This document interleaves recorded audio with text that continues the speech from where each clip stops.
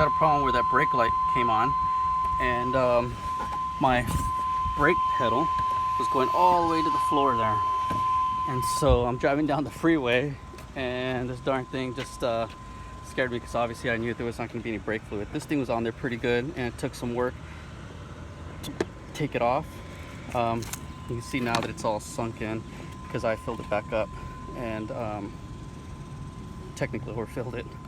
But one of the things here actually says minimum on there. Oh, it doesn't say a max, but there's a little line there so that anything from this reservoir can move into this one. It's a safety mechanism, so if one fails, I think this is like the rear brake and this is the front brake, or vice versa. But the idea is that your front brakes, I believe, is this one, because the car stops with the front wheels. As a car stops, it goes forward, and so the rear brakes rarely go out. It's generally like 2 or 3 to 1 change of the front brakes. So anyways, this thing was empty. I filled it back up, and so I figured I'm leaking fluid from somewhere.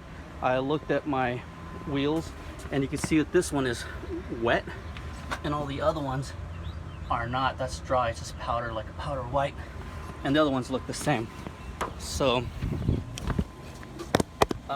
that's dry, and that one's dry as well. So I realized that this rear hub was the problem. Now, I've changed out these cylinder wells before. This is a brand new one. This is the old one, and so it wasn't too bad to pull out. It did take a 10 millimeter socket to bleed the brake back here, and it was a 13 millimeter socket. I'm sorry, I ended up having a 13 millimeter. Oh, it's actually a 14 millimeter wrench to take out the actual brake line, and it was a 13 millimeter socket to take out the 2 bolts that are on the back side of this. I've changed out the cylinder wells before, and it wasn't the cylinder well.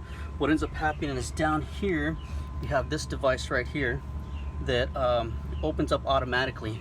There's 2 little windows, those oval windows there. Generally on the back side you'll have a tab to be able to pull those out, but on this side they're actually metal and they're not designed to be pulled out, so it should automatically adjust.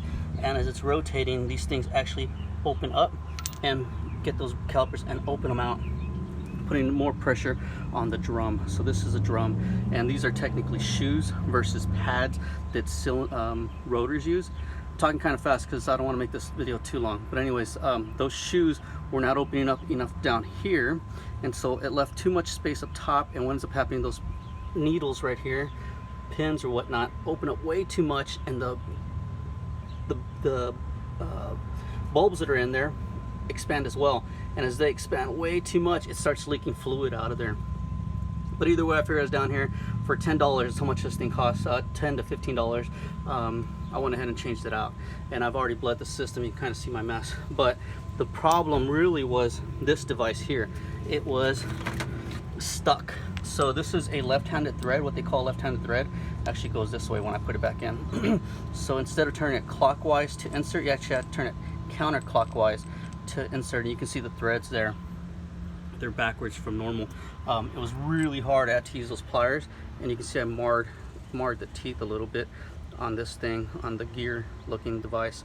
I used 2 sets of pliers actually, one to grab this device right here, and then I use this one to grab the teeth on that, or the gears on that, and that's why it's marred.